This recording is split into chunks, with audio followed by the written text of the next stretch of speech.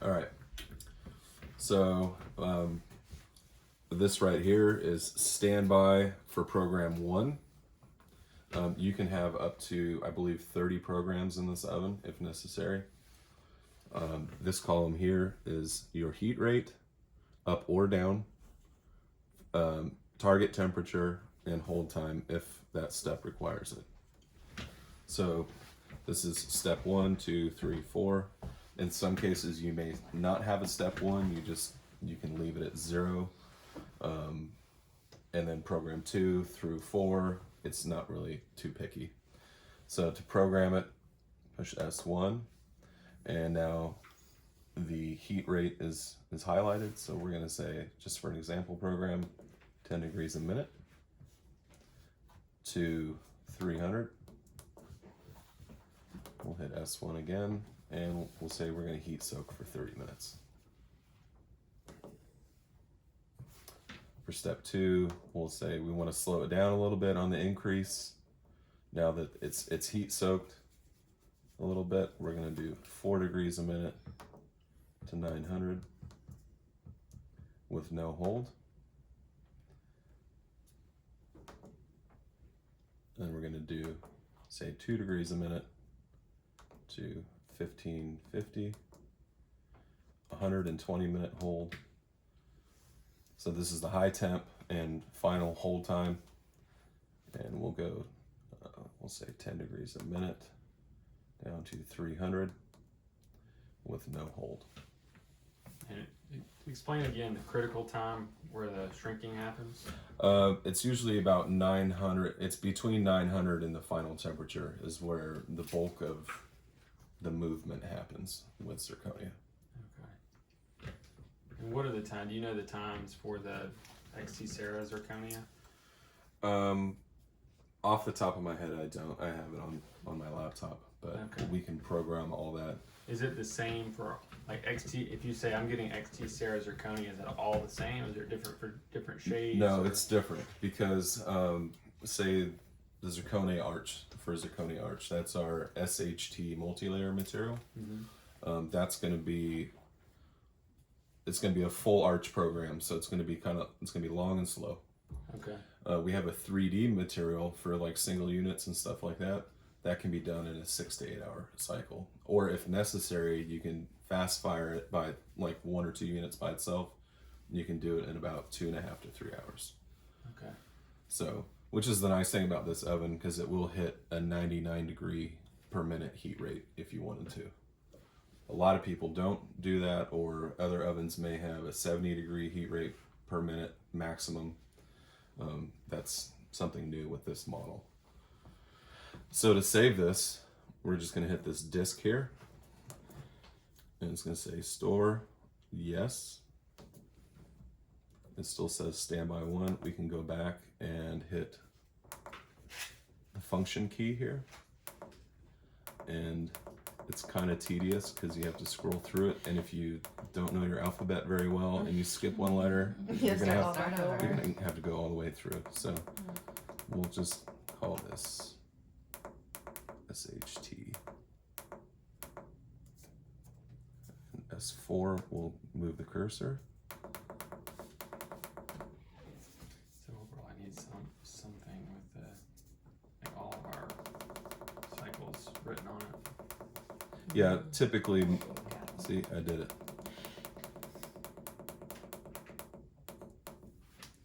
So then we'll just say yes. And so next time, if we load 2, we should be able to go back and hit 1, yes.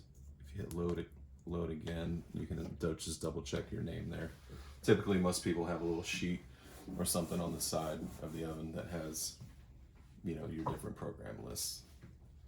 Cool. So once it's stored, it's ready to go. As long as you've got your right program open, you would load your arch in here with some of this, they call it sinter granulate. Because the zirconia shrinks so much, they have different media that can go inside. They have beads they're like ball bearings, so it rolls smoothly while shrinking, or they have this granulate which supports it during sintering. So you always have to have that in the bottom of the bowl. How do we determine what medium we need for different materials? You can use either one for all your materials. It's Okay. really your choice. Okay. So I prefer the center granulate because you can do a full arch without having a center support on it. So with the granulate, you can do it without a support? Yeah. Okay. And with the beads, you need a support? I would suggest it. Yeah. Yeah. Yeah. Be disappointing when it's broken in half, right? Yeah. Or what Now, if some people like the support because it's something to hold on to after it's fired, and support during porcelain application or your staining and glazing, yeah.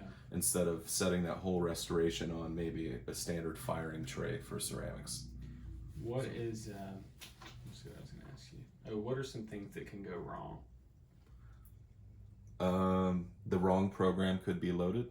Mm-hmm. This bowl may not be centered on here, and if it's not centered, it may be off like this.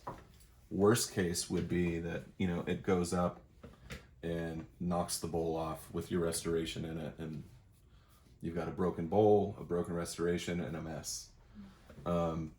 Most of the time, if that happens, it will go up and it will feel resistance on the insulation here, and it will bounce back down.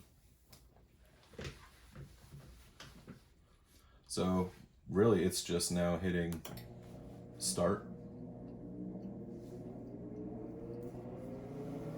Sounds like transformer. I'm just gonna say it sounds like the transformer. Right when the airplane's getting ready to take off. Yeah. How much of this do we have to put in the bowl? I would use probably about 3/4 of this, if not all of it. Okay, so we need one of those.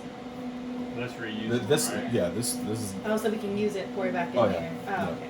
yeah. This should last you a good 9 months easily. What So would mean that it's used up? it just discolors. If it starts passing along anything to your restoration, change it. If you see little spots that where it was in contact with the beads or the center granulate, then I would change it. Okay. There are a couple maintenance cycles on here with zirconia and the coloring liquid and stuff that they use in zirconia. Some people use like a paint that they apply to it, or a liquid When it's in the green state? when it's in the green state. I typically tell people to buy a cheap toaster oven from Target or someplace like that and dry your restoration in that first for about 30 minutes at about 150 degrees. And that will let any of that liquid or a little bit of acid that may be in that liquid to be evaporated into the toaster oven instead of your very expensive sintering furnace. Over time, those contaminants can accumulate in this insulation and inside of the heating chamber, and every time it cycles, it will deposit some of that contamination onto the heating elements that are in there. If you go for a long time without running what they call a purge cycle or a cleaning cycle, it can cause problems with greening of your zirconia.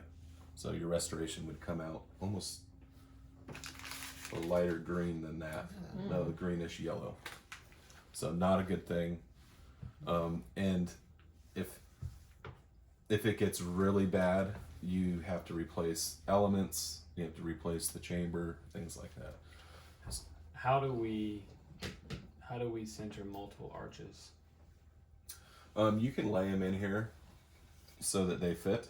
So as long as Like- they fit in there and don't touch, Right. then you can do multiple in one bowl. Right. So if you're doing it with a sintering frame, you obviously they'd stand up in here, so you could probably put 2 or 3.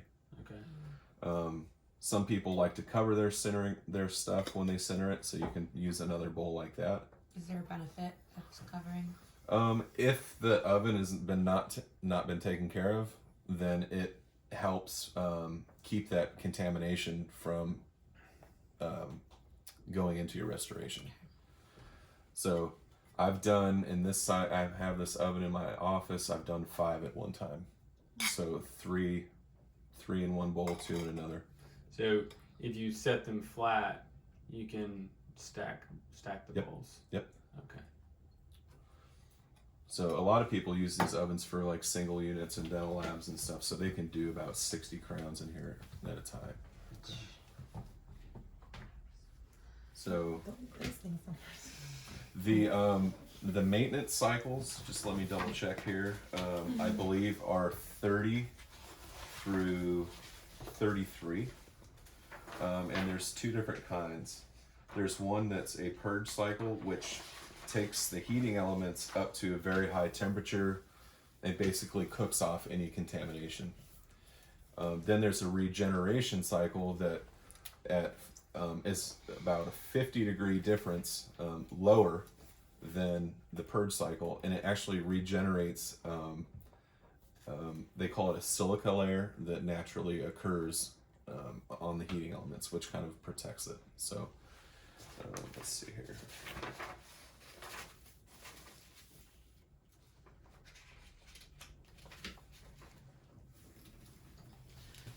Service programs.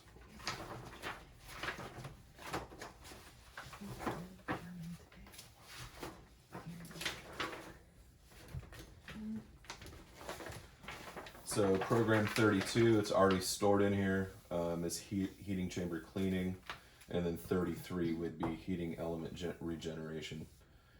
Most of the time, you can run just the heating chamber cleaning, and you're going to be fine. I would say every 3 purges or so, run the heating element regeneration cycle. Okay. How, when I say how often, it's probably how many times you use the oven before you run these? Yeah, I mean, what's your estimated volume? It's hard to say. Hopefully increasing. Right. But I mean, for me and for a lab, if the lab's using it every single day, it would be more often. But how many cycles? I'd say once a month. If you're using this every day, do it once a month. So if you use it once a week, then it's like every 6 months or something, right?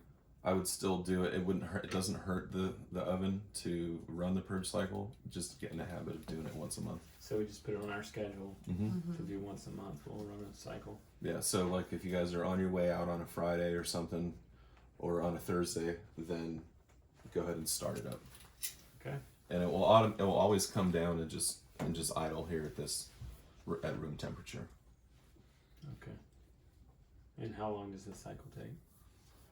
Let's look. Let's see, 33.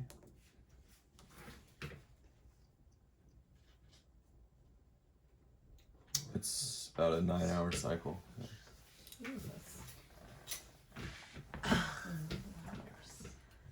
So yeah, you can see here, Also, it goes to 1600 first and holds there for 2 hours. dang. And then 1550 for another 4. Okay. It's wild. So, and then when you're not using it, it's always good just to, if you hit the 0 button, just keep the door closed.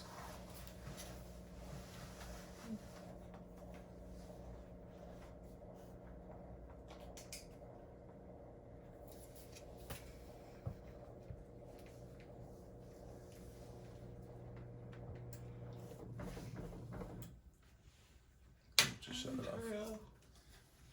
There it is. That's how we do it, huh? Yep, that's it. So we'll just make a list of like all of our programs. Yeah, and if you guys need help with that, you just send me over the list, and I'll just write out S1, S2, S3, and you guys can just input it and save it. Okay. Sounds good.